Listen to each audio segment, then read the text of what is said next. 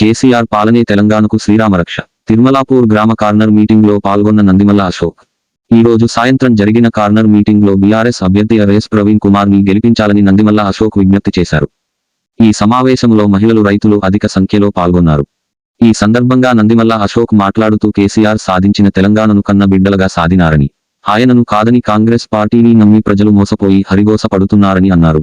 Congress party మెడలు వంచి హామీలు అమలు చేయాలంటే మరోసారి కేసీఆర్ బలపర్చిన నాగర్ కర్నూల్ పార్లమెంట్ అభ్యర్థి ఆర్ఎస్ ప్రవీణ్ కుమార్ కారు గుర్తుకు ఓటు వేయాలని కోరారు. ఈ కార్యక్రమంలో జడ్పీటీసీ సామ్యా నాయక్, మన్యం గౌడ్, చిన్న ఆంజనేయులు గౌడ్, గ్రామ పెద్దలు వెంకట్రెడ్డి, తిరుమలేశు పాల్గొన్నారు. ఇవాళ ప్రతి సంవత్సరం ఎన్నికలు వచ్చినట్టే వస్తున్నాయి. ప్రతి పార్టీలు మీ ఊరికి వస్తున్నారు. వాళ్ళు చెప్పేది వాళ్ళు చెప్తున్నారు, మేము చెప్పేది మేము చెప్తున్నాము. మీకు నచ్చిన వాళ్ళకు ఓటేస్తున్నారు. కానీ ఇవాళ గన్పూర్ ప్రాంతాన్ని, ఇక్కడ ఉన్నటువంటి గ్రామాలను మన మాజీ మంత్రివారి నిరంజన్ రెడ్డి గారు చేసినంత అభివృద్ధి ఎవరు కూడా చేసిన పాపాన పోలేదు. కానీ మనకి ఏం కోపం వచ్చిందో, మనం ఏం అభ్యపెట్టబడ్డామో, ఏం మోసపోయబడ్డామో, వాళ్ళు ఏమి ఇస్తున్నారో కానీ ఈనాడు మనం కేసీఆర్ని కాదనుకొని ఇవాళ కరువు తెచ్చే కాంగ్రెస్ పార్టీని తీసుకొని ఇవాళ వచ్చినాం. కానీ ఇవాళ కాంగ్రెస్ పార్టీ ఒక్కొక్క హామీని మనం నమ్మి ఇవాళ మోసపోయి ఇవాళ నానా హరికోస పడతా ఉన్నాం. ఇవాళ రైతులకు కావాల్సిన నీళ్లు లేవు, రైతుల పంటలు ఎండిపోతున్నాయి. పంటలు ఎండిపోయిన పంటలు మేకలకు, పశువులకు మేతగా వేస్తున్నాం. ఇవాళ గృహలక్ష్యం సంబంధించి ఒక్కొక్క మహిళకు 2,500 రూపాయలు ఇస్తున్నారు. ఎవరికైనా 2,500 రూపాయలు వచ్చినాయేమో 4 నెలల నుంచి ఎవరికి రాలే. గ్యాస్ సిలిండర్ రాలే. ఇవాళ ఎవరైనా పెళ్లి చేసుకున్నారంటే పెళ్లి అప్పో సప్పో చేసి ఇవాళ పెళ్లి చేసుకున్నట్టయితే ఇవాళ అలా కేసీఆర్ గారు ఉన్నారు.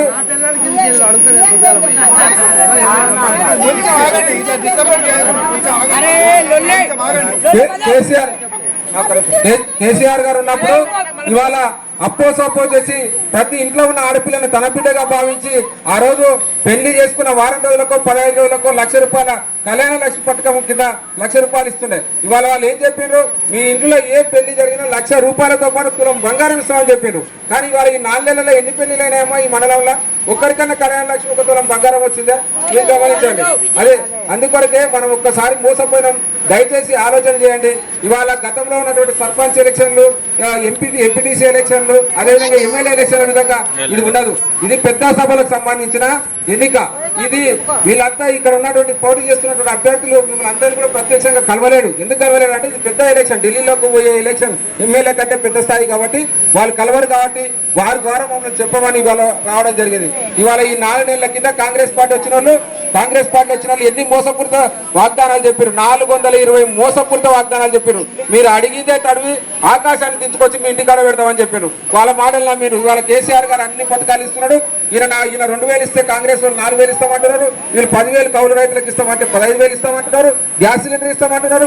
ఒక ఇల్లు నిర్మాణం చేసుకుంటే 5 లక్షల రూపాయలు ఇస్తామంటున్నారు. తులం బంగారం ఇస్తామంటున్నారు. పెన్షన్లు పెంచుతామంటున్నారు.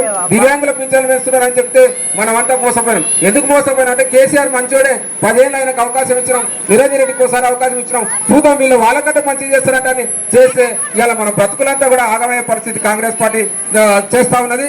ఇవాళ మొన్న ఎన్నికలకు ముందు ఏం చెప్పిండు రేవంత్ రెడ్డి, ఈ ముఖ్యమంత్రి, మీరందరూ కూడా ఓటేసిన వెంటనే 9వ తారీఖు మీ బ్యాంకులలో ఉన్న రుణాలను 9వ తారీఖు ఖచ్చితంగా మాఫీ చేస్తామని చెప్పిండు. కానీ ఇవాళ బ్యాంకుల దగ్గరికి పోయి మనము రుణమాఫీ ఏమైందని అడిగితే మెడబడి దొబ్బే పరిస్థితి ఉంది. మెడబట్టే పరిస్థితి దొబ్బినా మళ్ళీ ఇంటికి వచ్చి నోటీసులు ఇచ్చి కడతావా సస్తావా అని ఇవాళ నోటీసులు ఇచ్చిపోతున్నారంటే ఈ కాంగ్రెస్ ప్రభుత్వం ఎటువంటి పరిస్థితి తీసుకొచ్చిందో చెప్పండి. ఇవాళ ప్రాజెక్టులలో ఎన్నో నీళ్లున్నా ఇవాళ ఈ నీళ్లను తీసుకొచ్చి ప్రజలకు ఇచ్చే శక్తి కూడా ఈ కాంగ్రెస్ పార్టీకి లేదు. ఏనాడైనా కేసీఆర్ ఉన్నప్పుడు ఈ విధంగా చెరువులు ఎండిపోయినాగా, ఏమైనా పంటలు ఎండిపోయినావా, లేకుంటే కరెంట్ ఒక్క నిమిషమైనా పోతున్నానా? ఇవాళ ఎక్కడ ఉన్నా ఏమున్నా రైతు బంధు మన గ్యాసంగి కానీ వానాకాలం పంటలు కానీ 1వ తారీఖు వచ్చిందంటే టింగా టింగా టింగా అని మన సెల్ ఫోన్లలో పడుతున్నాయి. ఆ విధంగా ఉండే ఇవన్నీ విషయాలు మీ అందరికీ తెలుసు. ఇవాళ రేపట్ల సోషల్ మీడియా, ఈ సెల్ ఫోన్లు వచ్చినాయి చిన్నపిల్లల దగ్గర. ఈ రాష్ట్రంలో ఏం జరుగుతుంది, ఎవరు మోసాలు చేస్తున్నారు అనేది ఇవి అందరికీ తెలిసిన విషయం. ఇవాళ కాంగ్రెస్ పార్టీ చేసిన మోసాలను ప్రతి గ్రామంలో మేము వెళ్తే మాకంటే ముందు వాళ్ళే చెప్తున్నారు, అయ్యా మాకు కళ్యాణ లక్ష్మి రాలే, 2,500 రూపాయలు రాలే, కరెంటు ఫ్రీ రాలే, గ్యాస్ సిలిండర్ ఫ్రీ రాలే, తర్వాత రైతు బంధు రాలే, రైతు రుణమాఫీ రాలే, ధాన్యం కొనుగోలు మీరు 500 ఇస్తామని అది రాలే అన్నారు. ఇవన్నీ రాకుంటే కూడా మీరు ఒకసారి ఇట్లా మళ్ళీ తప్పు చేసి కాంగ్రెస్ పార్టీకి ఓటేస్తే వాళ్ళంటారు మేము మెడబడి తొప్పి తనినా మళ్ళీ మాయపడేవాడు అంటారు. వాడు ఇచ్చేది కూడా ఇవ్వడు. కాబట్టి దయచేసి ఈ కేసీఆర్కు, ఈ తెలంగాణ ప్రభుత్వానికి, ఈ తెలంగాణ రాష్ట్రాన్ని కాపాడే మహానుభావుడు కేసీఆర్ అని ఇప్పటికి కూడా 70 ఏళ్ల వయసులో కాలిగిపోయినా ఇవాళ ప్రజలంతా కరుగుతున్నా అల్లాడుతున్నారు, పంటలు ఎండిపోతున్నాయి, వాళ్ళు పలకరియాలని బస్సులో ప్రయాణం చేసి ప్రతి జిల్లా తిరుగుతున్నారు. అంటే ఈ తెలంగాణ ప్రజల మీద కేసీఆర్ తప్ప ఎవరికి ప్రేమ లేదు. కాంగ్రెస్ గవర్నమెంట్ వచ్చిందంటే వాళ్ళు ఒకటి మనల్ని దోసుకొని పోవాలి, ఢిల్లీ పెద్దలకు పెట్టాలి, వాళ్ళకి సంబంధించిన పదవులు తెచ్చుకోవాలి. ఇది తప్ప వాళ్ళు చేసే పని లేదు.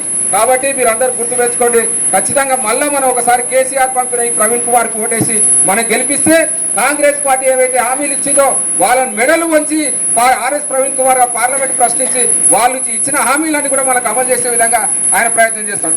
ఇది అన్ని విషయాలు ఒక పక్కకుంటే ఇవాళ పార్లమెంట్ ఎన్నికలు జరుగుతూ ఉన్నాయి. రేపు మే 13 తారీఖు అంటే ఈ రోజుకి కరెక్ట్ 20 రోజులు ఎన్నికలు ఉన్నాయి. ఇవి పార్లమెంట్ ఎన్నికలు అంటే ఎమ్మెల్యే కాదు, ఢిల్లీలో ఉంటారు. వీళ్ళు గెలిచిన వాళ్ళు ఢిల్లీలోకి పోతారు.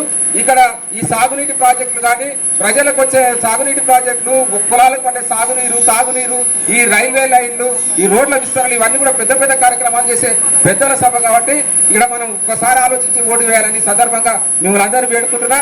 ఇవాళ 3 అభ్యర్థులు నిలబడ్డారు. బీఆర్ఎస్ పార్టీ నుంచి కేసీఆర్ దీవించి పంపిన ప్రవీణ్ కుమార్ సార్, ఈయన విద్యావంతుడు. కాంగ్రెస్ పార్టీ నుంచి మల్లురావు అనే వ్యక్తి నిలబడ్డాడు. తర్వాత బీజేపీ పార్టీ నుంచి కోతుగంటి రామరాజు నిలబడ్డాడు.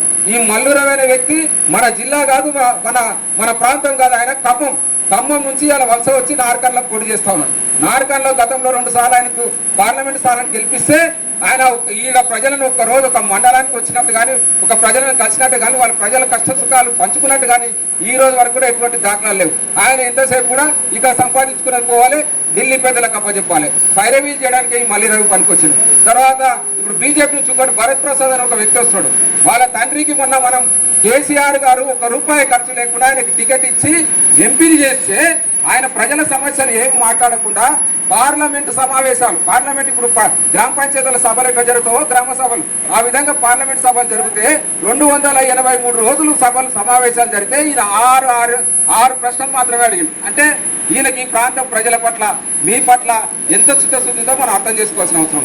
ఇవాళ అదేవిధంగా ఆయన నాకు టికెట్ వద్దు, నా కొడుకుకి ఇవ్వండి అంటే ప్రజల సంక్షేమం, ప్రజల బాగోగులు పట్టించుకోకుండా నా కొడుకుని అభివృద్ధి చేయాలి, నా కొడుకుని ఎంపీ చేయాలని చెప్పి కేసీఆర్ దగ్గరికి పోతే, ఏమయ్యా నీకు టికెట్ ఇచ్చినాము, గెలిపించినాం, ప్రజల దగ్గరికి పోలే, అభివృద్ధి చేయలే, ఇలా తగుదునామా అంటూ మళ్ళీ నా కొడుకు టికెట్ ఇవ్వమంటున్నావు, నీకేమైనా తెలివి ఉందా అంటే ఆయన.